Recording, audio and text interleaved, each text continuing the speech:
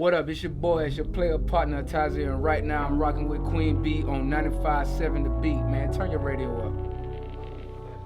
We all have dreams and aspirations, so to finally step into that dream, and then you go home, and then everybody singing your music, man. It ain't showing you nothing but love, man. It's a different experience. It wasn't no hate in the building. It was all good energy, all love, and everybody. Cats I went to school with, you know what I'm saying. Of course, my family enough. Cats I went to school with. I'm talking about cats I went to you know what I'm saying, elementary and middle school with, came through and showed love and pulled up on me. So it was just a different type of energy, and it was like you can't get that nowhere but home. You a Florida boy, so you know how Florida is. Man, I don't know. I mean, come on, man. Your team is key. You see what I'm saying? That MJ, LeBron, Kobe, Shaq can't win the championships that they won without a team. See what I'm saying? So that's key. But at the same time, I felt like it's so different because, like you said, male R&B. That's one of the first things you thought about, right? But then on top of that, look at the subject matter. I'm thinking about getting my heart broke.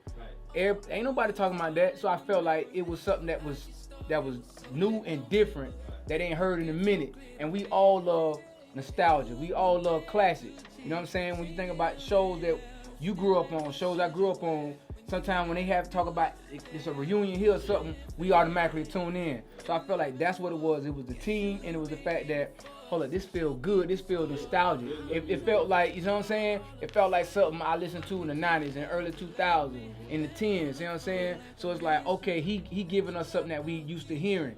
And I feel like that's what really made the record kind of do what it did so quick, and now it's about to take it to the next level because of that energy by itself.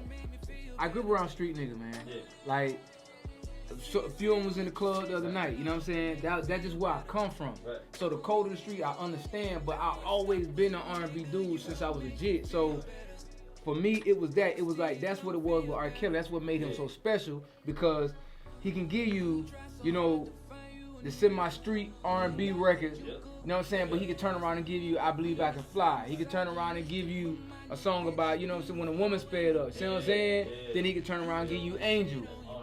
And that's what it's supposed to be. And like you said, I felt like because most of these R&B dudes ain't from the bottom, they don't really come from the bottom. They ain't really come from the street. They emulate what they seeing because they feel like, well, we know that's to be cool because I looked up to the dope boys. So everybody want to be the street nigga because I know that to be true because that's who I looked up to. But at the same time, it was my uncles and my OGs that was crying over females, not necessarily females, but was crying over specific female that he loved. But he was a street nigga that's really bought that action in the streets. But when I saw him cry for a woman that he wanted to really lock down with, that changed my whole mental. And that's what made me really do the song, because I was like, okay, this is what it is. And then I'm hearing, you know, one of my cousin I grew up with, he a street nigga. A couple years ago, the song came out, Khalid, Can We Just Talk? Yes. Man, me and him slide one day. He was like, what turn that? I was gonna turn it. He was like, nigga, turn that up. He said, boy, this is a slide. Right. And then I sat back again. I was like, damn. Right. So what it made me pay attention to was like, nah, they rock with real R&B. Right. The first song was the second song. The second song is bigger than the first song. The second song gonna change everything. The second song gonna put everything on notice. So the second song is called Cure. Right now, that's the working second song. And it's, when you think about, I'm gonna take it back, cause remember I said my mom was young. She was a young mama. So my mom was in that generation where she kind of grew up around my older uncles and aunties. So they playing that music, and then 90s, which, you know what I'm saying? So you're gonna put you in the mind of, girl, you know I love you. That Lenny Williams, when that falsetto in, right? Gonna put you in the mind of that. It's gonna put you in the mind of Maxwell, his falsetto, Women's Worth. It's gonna put you in the mind of Brian McKnight, his falsetto. Who has had a big falsetto song? If you could think of any male R&B artist that had that falsetto, of course we know Prince. You know what I'm saying? Hands down. It's gonna put you in that mind. When the song first come on, that's what I'm gonna hit you with. I'm gonna hit you with that high falsetto, that smooth, sultry, you know what I'm saying? Play a falsetto, and it's a rap from there. And you representing Florida. Man, come on, Florida. Man, look here, I'm tell y'all something right now. R&B, it ain't went nowhere. It just took somebody to tell somebody young. You see what I'm saying? Accept it. And now we back. We back. Hey, That's where we at with we it. back, baby. That's where we at with it. I'm trying to told you what it is. That's where we at with it. Man. But man, hey, I should now. God, I'm glad you got R&B. I'm glad you sang.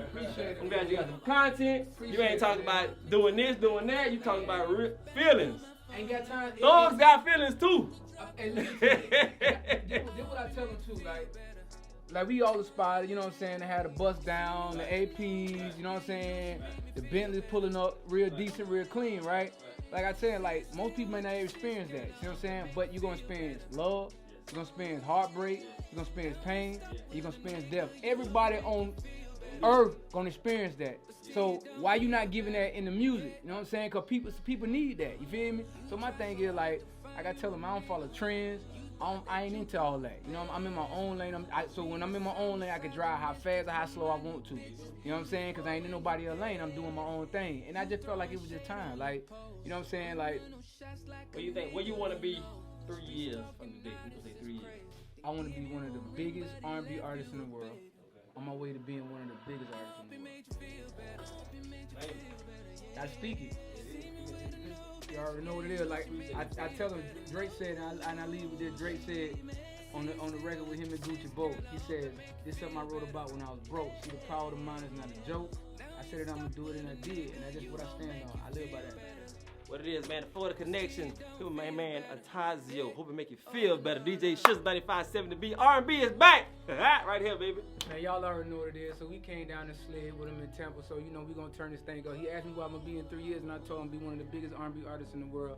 On my way to be one of the biggest artists in the world. So, you know, I'm gonna drop that plaque on him when this thing go #1. Hey, oh, you heard it. You heard him say it, right?